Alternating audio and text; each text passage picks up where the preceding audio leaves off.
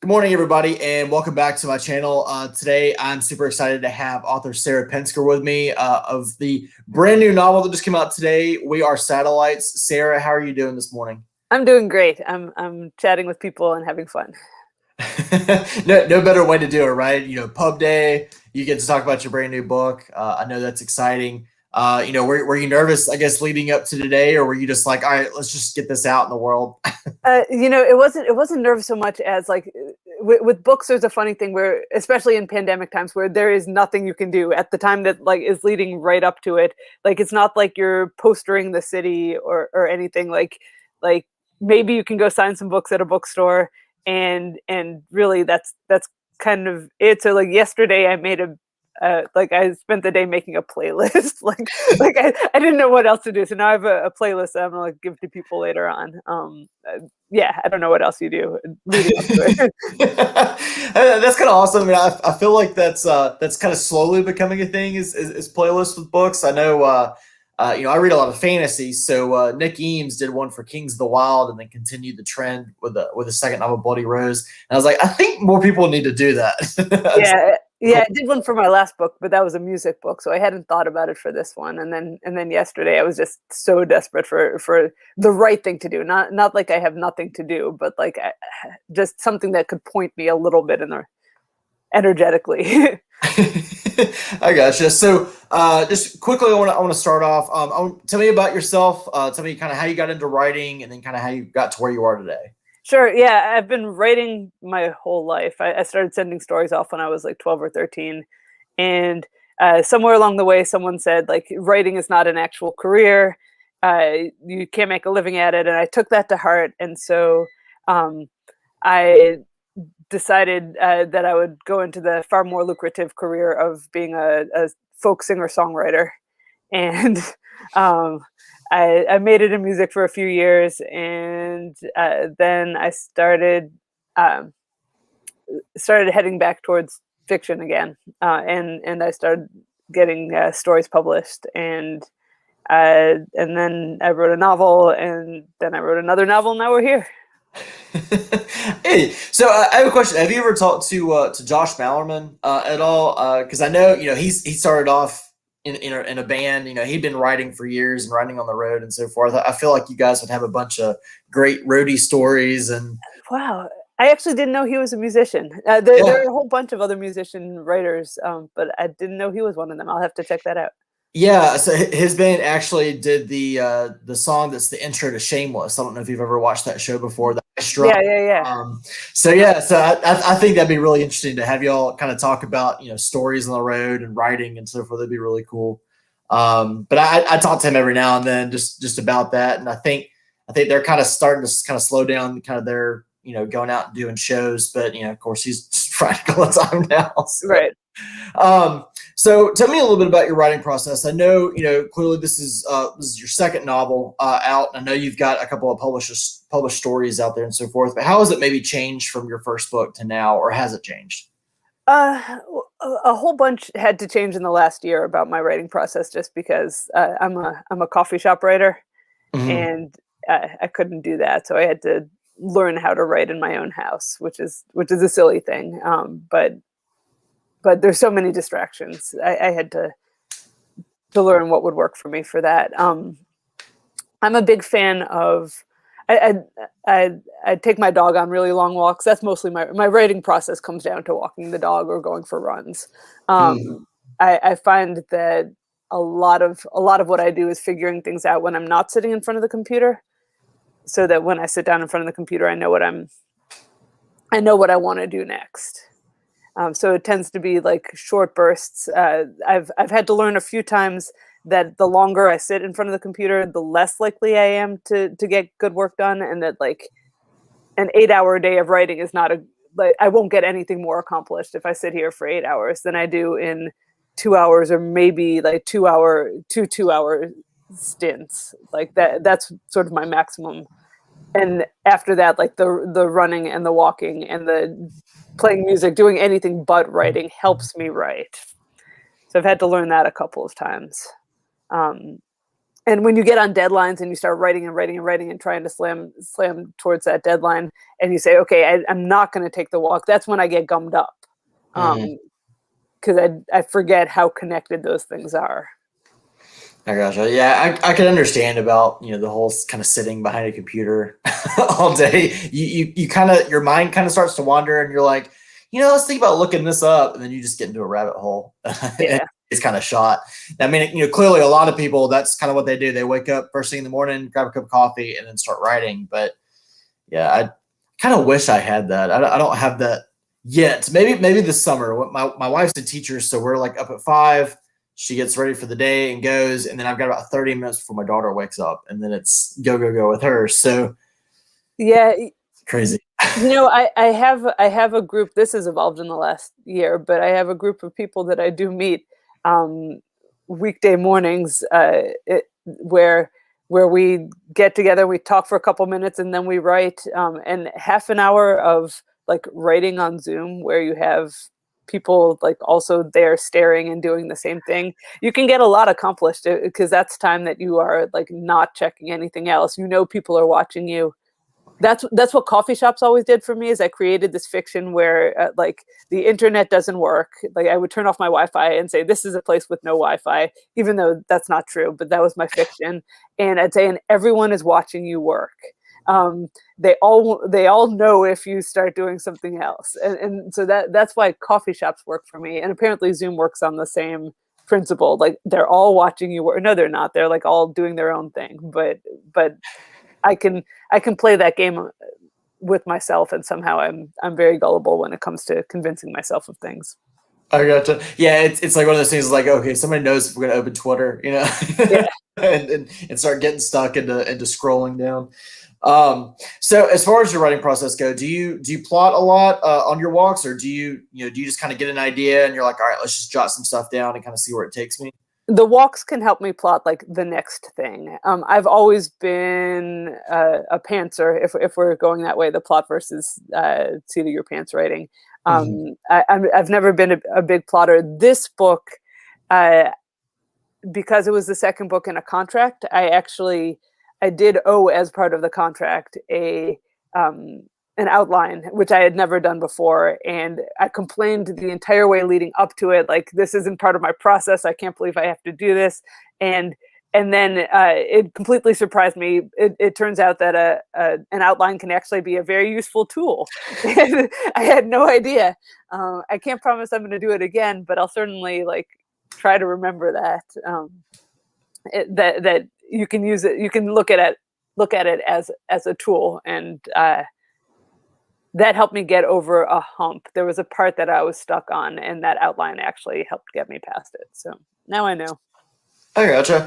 So who, you said you started writing, then you went into music, and then you kind of got back into writing. Who were probably some of your influences or inspirations when you were growing up, and maybe even now, that kind of got that writing bug going?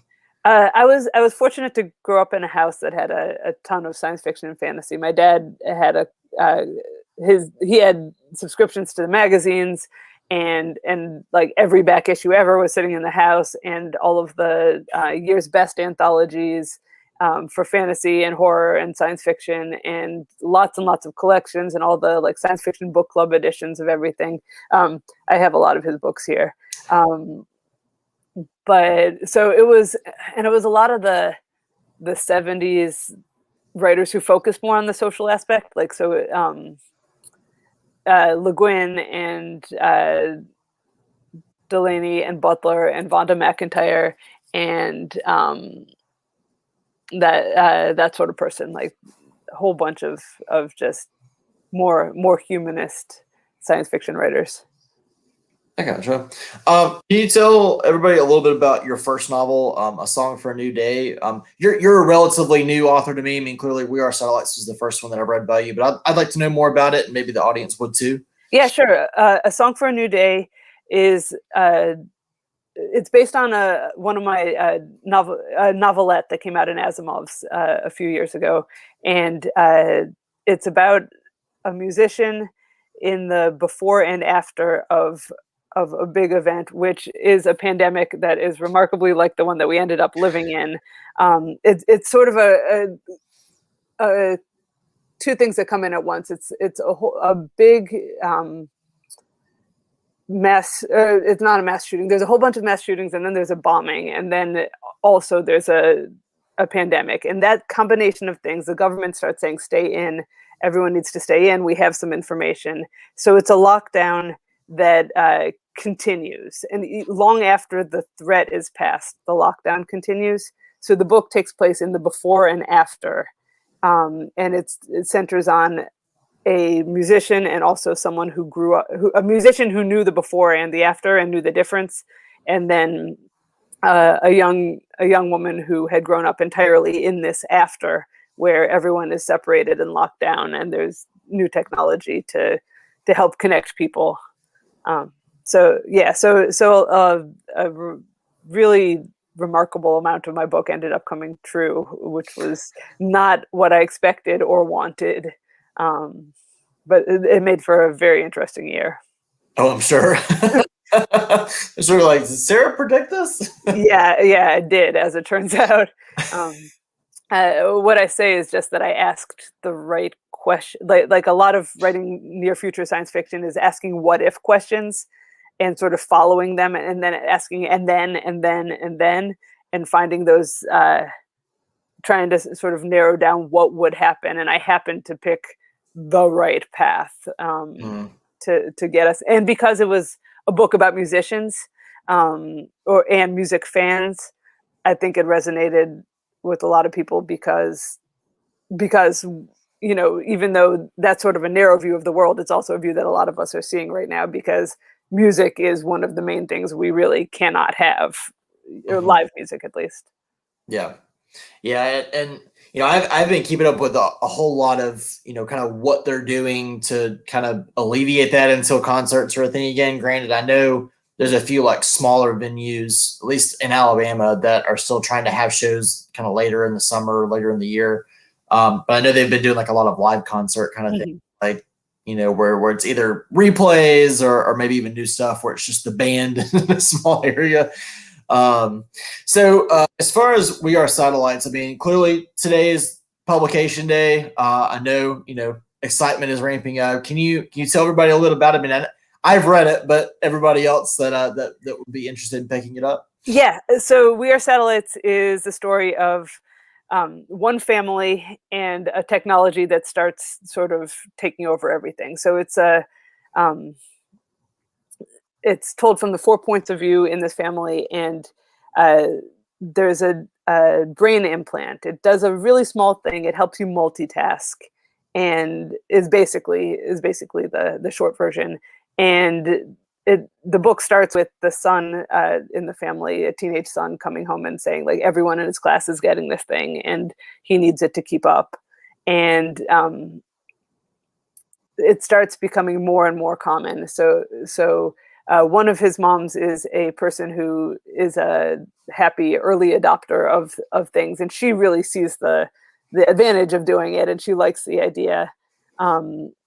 Their daughter has epilepsy and is on the list of people who cannot get it, and then the other mom is someone who's more cautious about technology, and also out of solidarity with her daughter decides not to get it. So it ends up, it's a story of a new technology told from the points of view of these 4 people in this family, one of whom needs it, one of whom wants it, one of whom can't get it, and one of whom doesn't want it. Yeah, and it's a fantastic story. I mean, I really, you kind of feel for all the characters as you're going through. But David is the one who really stuck out, not just because that's my name, but his character really stood out, because I mean, it slowly kind of really just becomes a story about him. Once you get to a certain point, and you really feel for the guy. I mean, you feel for him for the most of the story itself. But just, as, he gets back from this war, and then, starts trying to get back into society, and just all of these issues that have plagued him since the very beginning. So I want to know, and the technology is called the pilot. What what research went into this technology, or what went into developing it? So a lot of the research was into medical devices versus uh, medication, which was a real eye opener in terms of really what you could get away with. I see like a lot of times research is kind of a limiting factor and helps hone the idea. So the original idea was an implant that had started out as something developed for epilepsy, but as is the truth with a lot of things developed for epilepsy, they turn out to be useful for other things and not for everyone with epilepsy. Um, that's just sort of the nature of it. And so I started thinking about what would happen if you had something that literally became was everywhere, and you had to watch it as it permeated the culture, and you were the person who couldn't get it. So the original idea was kind of Sophie's idea, because it's one thing to watch as something develops that, at least it's helping someone else, but to watch it develop for commercial applications and not you would be really frustrating. So it was a lot of medical device research, a lot of what I can and can't do with a brain implant. Because you could go the big science fiction idea would be like the Siri in your brain type of idea. Like it would be easy to go big, but not as realistic. And I find that like trying to get realistic will often help me focus the idea. So I asked neurologists and neuroscientists like what they would do, like, and what I could get away with saying that this thing does, and coming up with something that just stimulates the brain in a way that makes you multitask or feel like you're multitasking, seemed like a small thing, but also something that people would be on board with, like, especially if it became something that you needed in order to get anywhere in society. So Yeah, it's really interesting how you did the dynamics of, say from like perspectives of different careers, because it ends up having like a military what's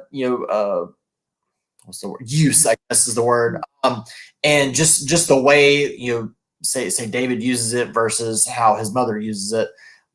It was just a really interesting kind of difference, because you're like, okay, multitasking, like you can do two or three things at once, and you could also be thinking about something else while you're doing something.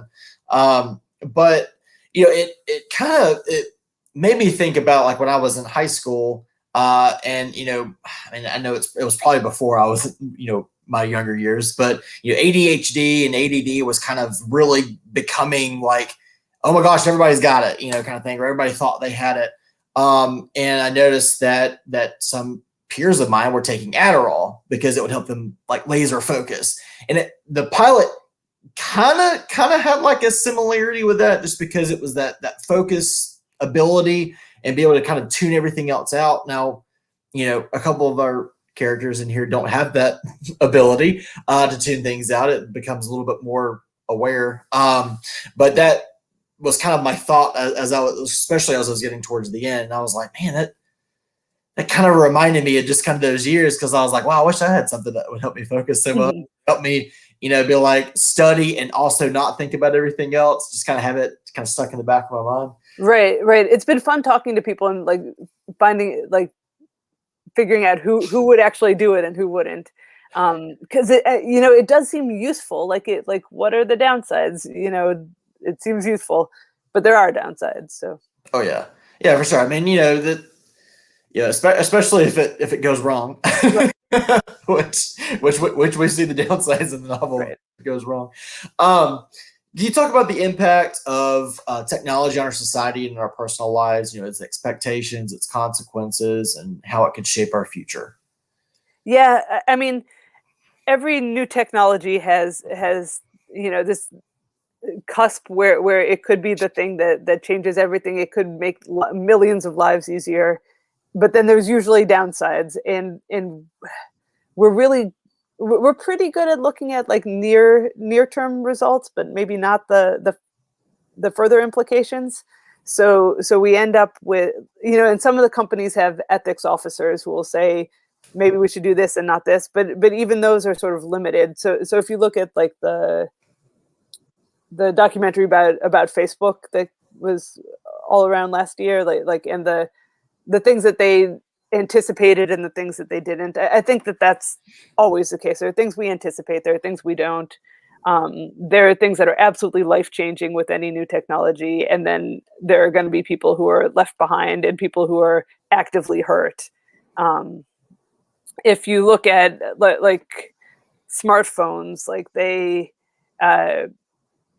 changed the game. Not just like we have a computer at our fingertips, we always know everything we need to know, whether like we can check our bank account, we can get a map instantly, we can reach people when we need to. And then there's this additional layer of things that it can do, like it can recognize currency. Like there are all these apps for people with visual impairments. Like it can recognize currency. It can tell you what color two pieces of clothing are, so you can dress yourself without clashing. And there are all these fantastic things that we can do with it. And is it changing our attention span? Yes. And is it, there are all these other things too. Is it, did it make it difficult when people were starting to get their vaccine appointments? If you didn't have a smartphone, were there people who were struggling to make appointments? Yes. So there's good and bad for everything. Mm-hmm. Yeah, that whole thing about attention span, I hate it because I feel like I always have to have it. And it's really not even just for like the social aspect of it. I mean, for like work and all, and like I said, check your bank accounts, your credit card statements, etc. I feel like everything's there, so I just have to constantly kind of be in the know. And I feel like kind of like the pilot does, it kind of reprograms your brain, and it's like, all right, you got to make sure that you're always on it and so forth. And it'd just be nice to like be able to set it aside for like a week and people freak out that you're not dead or anything.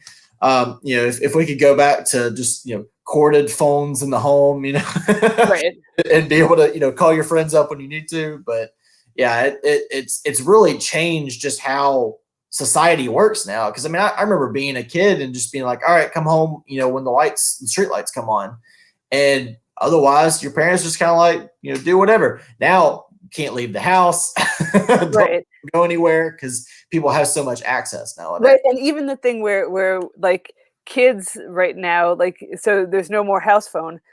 So you remember like calling your friends and being like, hey, hey, what's up? But like if you're not old enough to have a cell phone yet, but your family doesn't have a house phone, like how are especially in a pandemic, how are kids reaching each other? Are they yeah, it's fascinating. Like maybe they're allowed to use like Kid Messenger or whatever, but like do they call the parent's cell phone and then ask to speak to the kid? I think that might be what they're doing right now. But yeah, it's interesting to see just kind of like how our society would have done during 2020 and still into 2021, without cell phones, or just, I mean, cell phones maybe without even like internet, like what if we just had the Nokia bricks that just had Snake and on it. It'd be really, really interesting to kind of put those two together and just kind of see what those difference would have been. Yeah. So I got two more questions for you, but this is kind of main one. What's coming up next for you? Near futures, any ideas you're planning on for exploring fiction in the future? Yeah, I'm working on a new novel, but it's going to be my first not near future novel. During the pandemic, I couldn't write near future at all. I'm still a little blocked on that, to be honest. And I've got horror. I've got horror stuff. I've got fantasy stuff. I've got other kinds of science fiction. I just cannot write near future right this second. So this is a sort of, I don't want to say historical fantasy has a certain ring to it. It isn't quite that, but it's somewhat historical. Okay. And somewhat fantasy. Those are the best kind. Yeah. And last thing I have for you, what are some maybe novels you've read here recently that you'd recommend? I'm going to draw a total blank right this second because I've been teaching all semester. I've been reading Isabel Yap's new collection, Never Have I Ever. I am really going to draw. The Once and Future Witches by Alex Harrow. I really enjoyed that. Becky Chambers' new novella, Psalm for the Well-Built. Mm-hmm. Yeah, that one. Yep. Um, yeah, those are a couple of the things that come to my mind. But yeah, mostly student stories for the Oh, last few gotcha. months. But I gotcha. Well, Sarah, I know our time's kind of running short, but I just wanted to thank you again for coming on. Thank you for writing such a wonderful novel. We Are Satellites is out today. Definitely go pick it up and look for my review tomorrow. I'll also repost our chat. And Sarah, best of luck with the rest of your chats today and with with selling some books. thank you. Thanks for the great questions. Absolutely. Have a great rest of your day. You too. Thanks.